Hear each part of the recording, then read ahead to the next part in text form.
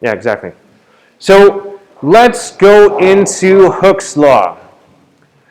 So Hooke's law, as you can see, has to do with springs, or if you do bungee jumping. Have any of you ever bungee jumped before?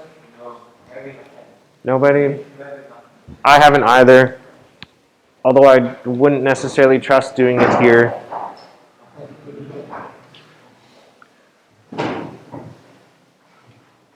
All right, so Hooke's law deals with the elastic force. So basically what an elastic force is it takes an object that is distorted, meaning it's bent, and it wants to return it back to its normal position. So if you think about a spring, if you pull a spring apart, it wants to go back to its normal position. Same thing, if you squish a spring, it wants to return back to its normal length. Or with the bungee cord, it stretches, but then it wants to go to its normal position. So the force that wants to bring it back to its normal position is this elastic force. So anytime you're dealing with springs or an object that is bent, automatically you should think force elastic. Question? Doesn't it after we stretch for a long time, it changes its position? Yeah, it does. So take the elastic and the elastic deformation. Will you take this information? What do you mean? We take the elastic and the elastic deformation. I don't understand what you mean by taking the information. So we take the elastic and the elastic deformation. Deformation, not information. Oh, deformation. So plastic is something that's a little bit more complicated to deal with. We can deal with it, and we will deal with some other kinds of distortion. The main one you'll see in Physics 11 is going to be springs, because this is the easiest one to calculate, so that's what you start off with. Later on, if you continue on in physics, you can see distortion forces based on other things, such as like a plastic bottle if you press it in and then it snaps back. It's along the same lines as Hooke's law, it's just a little bit more complicated.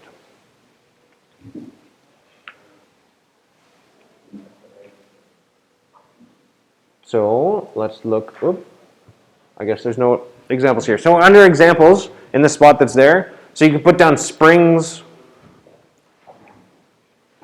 you can put down elastic bands.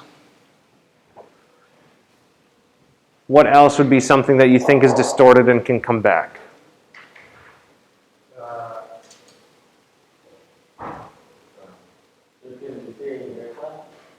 Rubber? Yeah, so something like rubber. Trampolines are good examples, yeah. Yeah, but the material at the bottom of the trampoline still stretches a bit. So those are some different examples that you can have of an elastic force.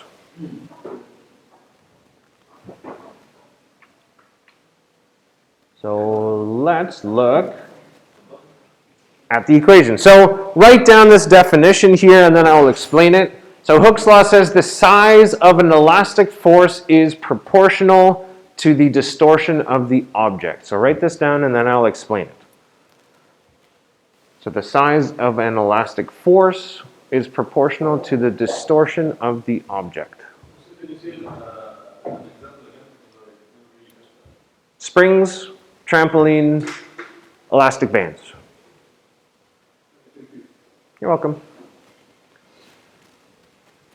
So what is this basically telling us? This means the size of the force, so the magnitude of the force, is proportional, meaning as the distortion of the object, so the length that you stretch something, the length of that, as it gets bigger, your force gets bigger. So if I take a spring and I pull it, the more that I pull, the harder I need to pull. This is the definition of springs. So if you, what would be an example that you might have experienced? So if you think about a trampoline, so if you have an object that's, say, smaller than you, that's going on the object. So let's say let's put a tennis ball on a trampoline. Does a tennis ball really cause the trampoline to sag a lot? No. No, because it's not applying a lot of force downwards. As opposed to if you stand on a trampoline, it's going to distort more. So the more distortion, the more force that's being applied to it. That's essentially what this equation says. And I think I defined what the terms are here, or is it the next slide? Next slide. Okay. So jot this down. This is your equation for Hooke's law. Fe, meaning force elastic, equals K triangle, which is delta x. Delta just means change in. So you've seen this before when we talked about change in velocity or change in displacement. This just means change in. So this is K times the change in x. Sometimes you will see this equation written with a negative sign. The negative just means it's in the opposing motion. So I typically don't deal with the negatives, but if you look at anything online with force elastic, you might see this written as a negative. What do you mean by change in x? So the amount that you squish something, you change the spring's length by 20 centimeters, that's delta x. The change in x. So if my spring starts at, let's say, 50 centimeters, which is more like this, if it starts at 50 centimeters and I squish it down to 30, what's the change in x? 20 centimeters. No, just 20. I just want change. You will know the direction of the force based on the free body diagram. So same thing as before. If I'm doing a free body, we're still in dynamics. Of course we're doing free body diagrams. If I talked about an object that's falling, the force is down, but I didn't put it as negative. So we still take that based on the free body diagram. Always.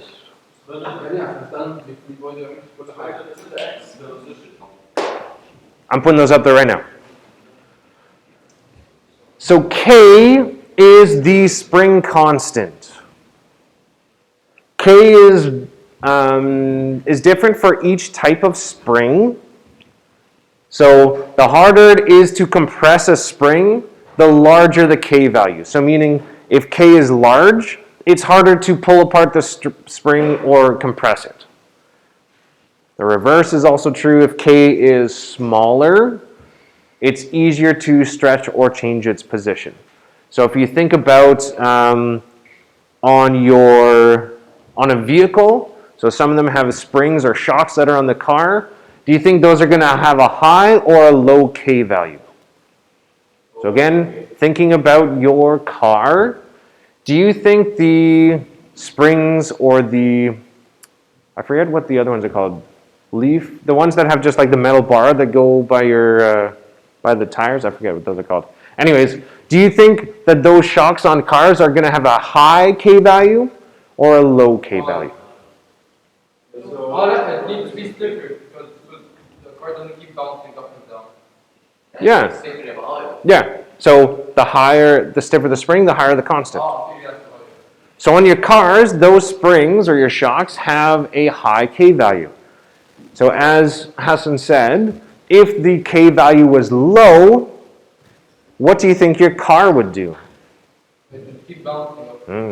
You'd have a very bumpy ride. In a car, you could alter the suspension depending on how much you want it to bounce up and down. Yeah, exactly. So what you're changing is the K value.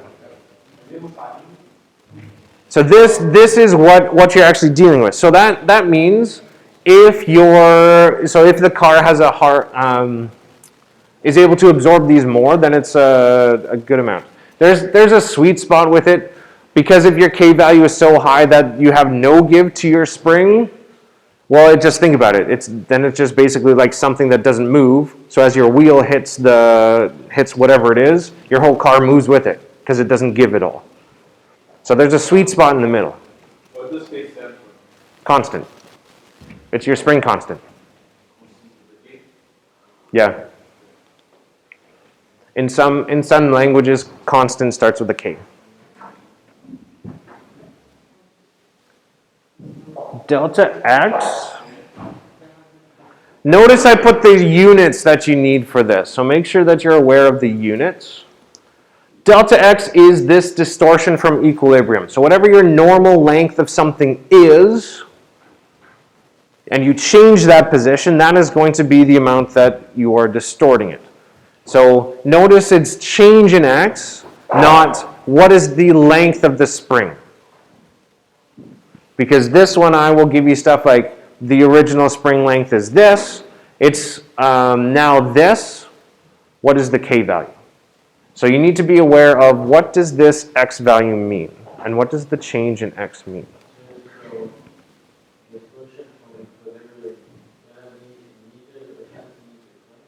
Meters. Always meters. Nope. Just like speed is supposed to be meters per second, but sometimes it's given as kilometers per hour. So, and because springs are often really small, usually the units are given in centimeters. So this is actually a very common mistake that those who are not listening right now are going to not do this on the test. I like to give this in centimeters. Divide by 100. Newtons per meter. That's the unit.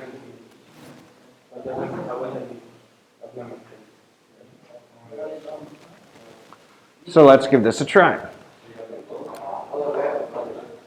So we've got a student who stretches an elastic band with this spring constant by 15 centimeters. So again, those of you who are just paying attention to what I just said before will be able to recognize that. But I think the majority of the people over here will not be able to know that. Other than Yusuf. Yusuf was paying attention. So how much force are they going to apply? I don't know. What was the equation again? Did you write it down in the notes? This is posted up online. The PowerPoints are going to be up online. You don't need to take pictures of what I'm doing. If you want to go back to it, it's all provided. Oops. Yeah.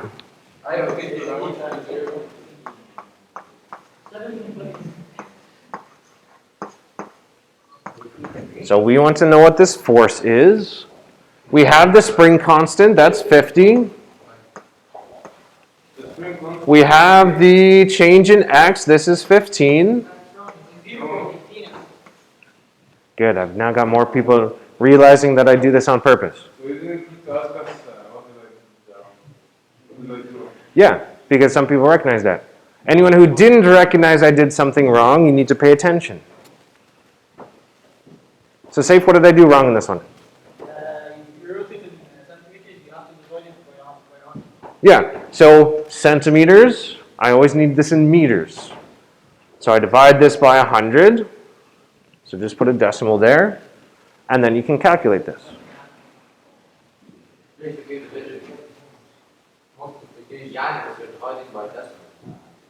You're,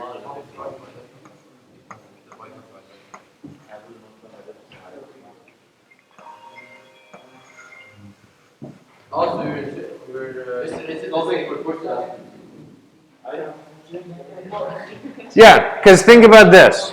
So the force that they're applying is really just equal to the force, the elastic. Because as you stretch apart an elastic band, That's the force. yeah, because you're opposing the elastic force. I was searching for force applied and I got confused. Gotcha, yeah. And I forgot to show that step, so that's a good question. Any questions with this? Yeah? Is it like 50 times 150? No. This is the same as 50 times 15 over 100. Yeah, so this is not just dividing by 15. Any other questions with this?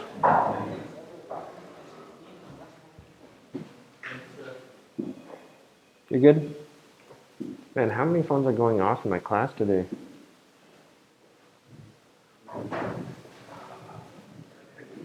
All right, so you can tell the age of this slide based on this. This is from, you probably don't know who Al McGinnis is. Even if I give you a current hockey player, you probably wouldn't know who it is. So He's either Canadian or American. I'm not sure. Justin Trudeau. Yes, he's not a hockey player. You know me. You know a bunch of teachers. Okay. So notice with the hockey stick here, it's distorting, right? Can everyone see that? So this should be a straight line, but it's bent. So here's where we have a distortion force. It's causing his hockey stick to bend. So you're given the spring constant here. So the spring constant is the K value? Yep. And we want what is the distortion if he exerts this amount, so there's your force, while taking a slap shot. So you're solving for X. Delta X. So again, the force that he applies is equal to the force elastic, which is equal to K delta X. I have the force. And you have the K. Yeah.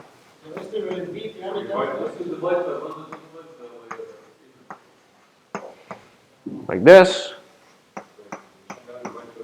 And then solve delta X. This one's easy. Division, right?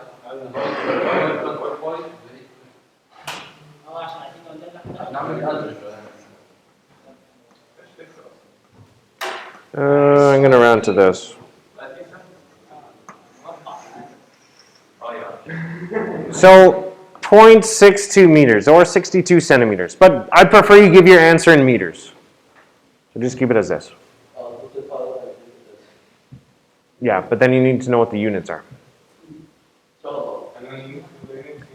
Yeah, I'm very close to finishing marking your Newton's law test. Many people lost marks because they didn't have the units correct.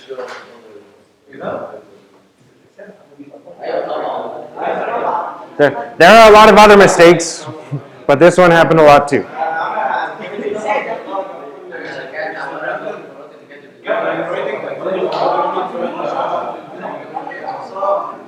For what, sorry, here? No, when you put it in here, don't put units. I just need it at the very end. Yeah, at the end, it's fine. I don't need it in the middle. Notice when I do the questions, I don't put any units here, just at the bottom. Half a mark per question that is not there. Yep. Can you go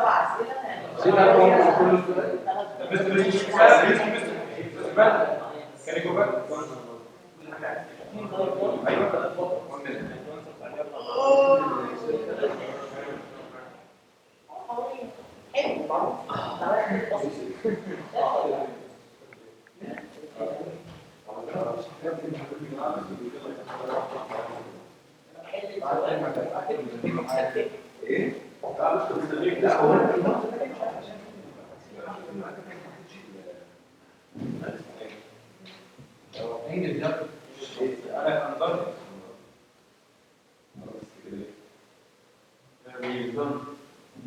Are you done talking? That's the question.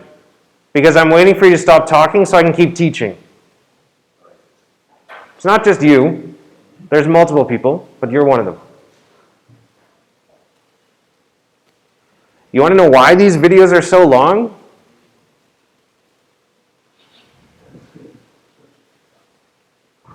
And unfortunately, you don't get to pay the penalty of that for your videos being long.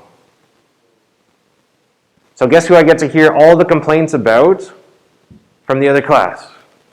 Mister, why is this video so long?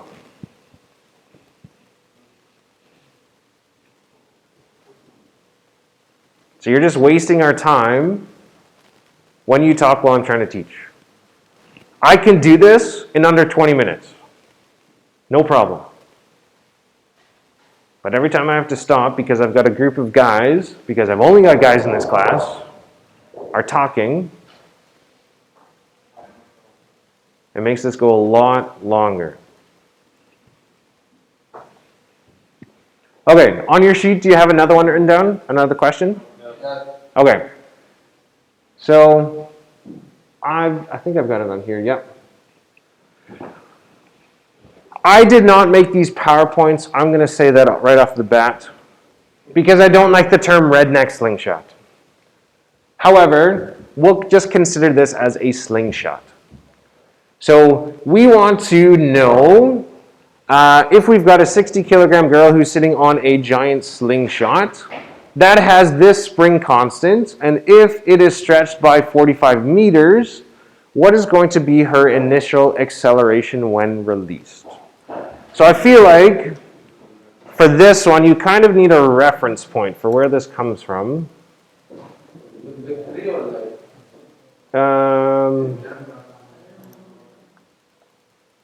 Do I have the video? Oh, I can't open it in this.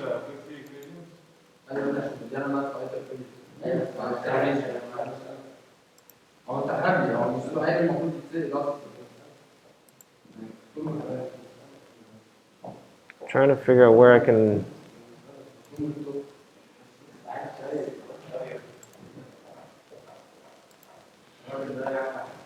All right, let's see if I can open this for you.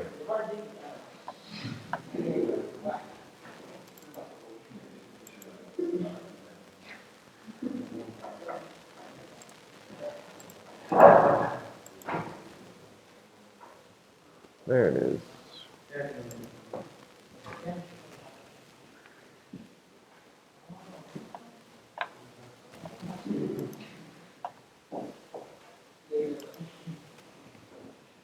So this is what I'm talking about in this question.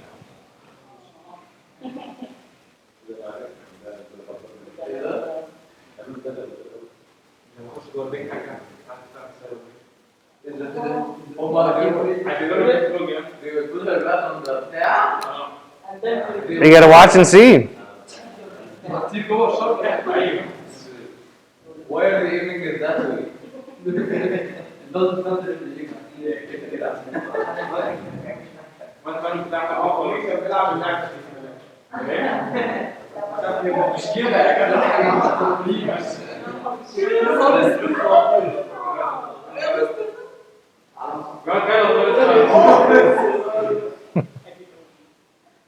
She's strapped in, of course. It's not like a slingshot where we actually shoot her.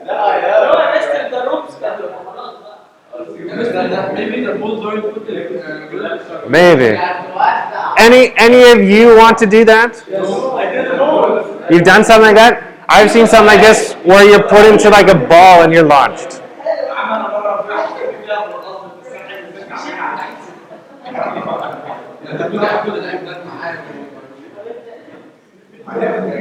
So, if we look at this position, assuming we cut the rope, what kind of forces are we dealing with for the lady who's in the strap here? We've got an elastic force. What else? Yeah, but we're going to cut the rope. Like, I mean, right as she's launched. You can't see it when it's further this way, so I paused it here. Well, what else do we have? It's small enough. We're not going to do air resistance. Gravity. What else? You're not on the surface. So we're going to oversimplify this. Okay. So technically, there's the force of gravity going down. Tension is pulling slightly up, so it cancels out gravity. We're just going to deal with the elastic force pulling her sideways. That's all we're going to deal with. I always like to point out in this situation, notice it was just a bunch of guys around being like, this would be a really smart idea. And who gets to do it? The only girl who's there. She wanted to. I cannot assume anything about this. But I feel like that happens often where it's like, this is going to be a great idea. Let's get someone else to do what we think will be great.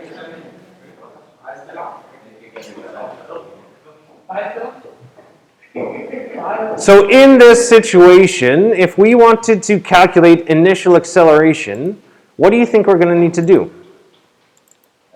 Initial acceleration. Yeah? Call for force of Fg equals Fa. We need the force of gravity. Yeah? And we need the mass. We have the mass already. So we need Fg. We start with Fg. Yeah? Mass times gravity, which is 9.8 times 60. So we're not going to use 9.8 in this. Why not? Because we're dealing with force elastic. Right? I said we're going to assume that this is just going sideways like this. Also, we don't take in gravity? No, not in this case. I'm really oversimplifying this. How are we getting acceleration? because otherwise you'll need knowledge from physics 12 to be able to solve this with angles. So I'm oversimplifying it so we don't have to deal with that. So in this case,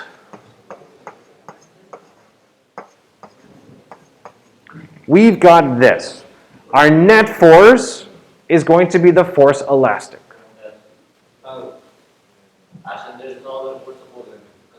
Yeah.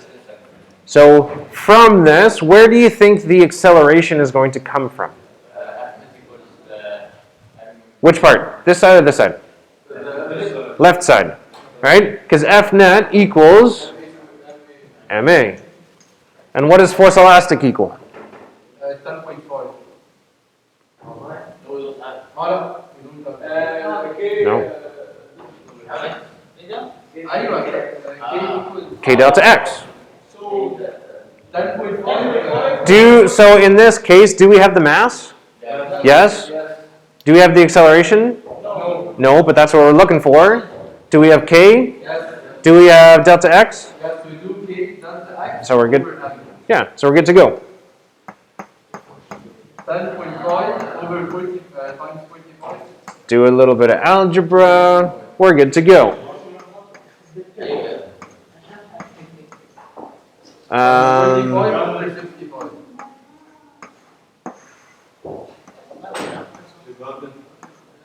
So from here, put this in your calculator.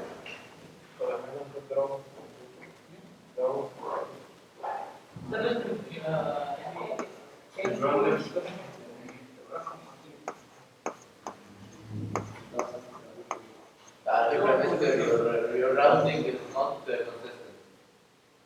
2 or 3 decimal places is one, 2, or 3. I typically go by the rule of 2 to 3 sig figs, but I'm not teaching sig figs, so I just say 2 or 3 decimal places.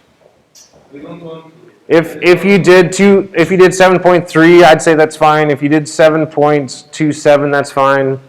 If it's sig figs, then it's going to be 2 decimal places. Yeah, so then it'd be 7.3. But I'm not doing that. So in this question, do I normally need to put a direction with this? To the left. But we wrote to the left of the other video, because in the question we don't have direction. Yeah, so if I give you a direction in the question, then you would need to. That's from the video we wrote. Yeah. So with forces, generally you don't need to put your direction because you're doing a free body diagram. So if for this case you did from the video and we just assumed this, I can tell direction. Okay, you typically aren't going to put direction in dynamics. Kinematics, yes, but we're not dealing with kinematics. So we're just going to stick with this. Yeah. Of which part? This? This one? As in, how do I get this?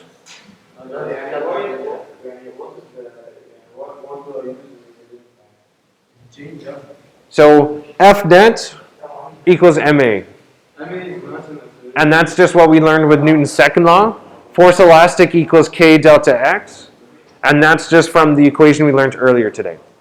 And then in order to solve for A, I just divided mass onto the other side. The k is the 10.5 and the x is 45. Yeah? What's the delta? Delta and x are one unit. So delta and x are the same thing. Delta x. Yeah. So delta x is 45. That's the change in my sling. Is there a problem? Where did you get that 65? Mass of the girl. Yeah.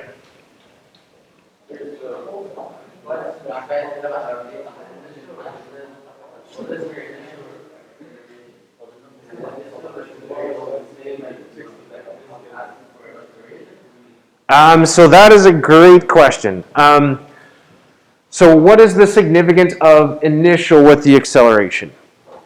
So if I didn't say initial acceleration, Suppose I say the acceleration in the middle of this thing. What would change in this equation?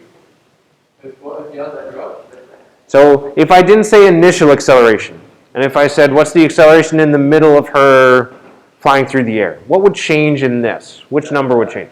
My delta x changes.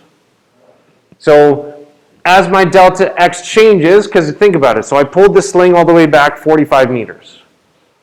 If I look part way in the middle, delta x is half of that, which means I have half the acceleration. Yeah, so my acceleration changes depending on what how far the spring is stretched. Initial acceleration is when just right before you release. Yeah, exactly. So initial is right at that point when they cut the rope or let her go. So why would it drop in half? The accident Yeah, because the whole force is based on how far you stretch it. So the further you stretch, the more force you need to apply to stretch it. So if this force is bigger, acceleration is bigger.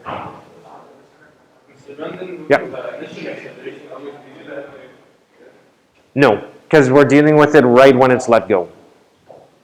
Also, it's like for the quarter right when because. Yeah, because notice here I don't have the force applied to the right. It's right as soon as that rope is cut. Just like with kinematics, you need something to get that object started, but we only deal with it after it's moving. If we have the other way, we deal with. Yeah, like right before she's released, acceleration 0. But when it's released, then you have the biggest acceleration. Yeah. Yes. still, can you tell us what the project tomorrow? No. The other group that heads up we can read it. So? No. I made my case. Good. And I'm choosing to ignore it. No. Any other questions? No. It's not there.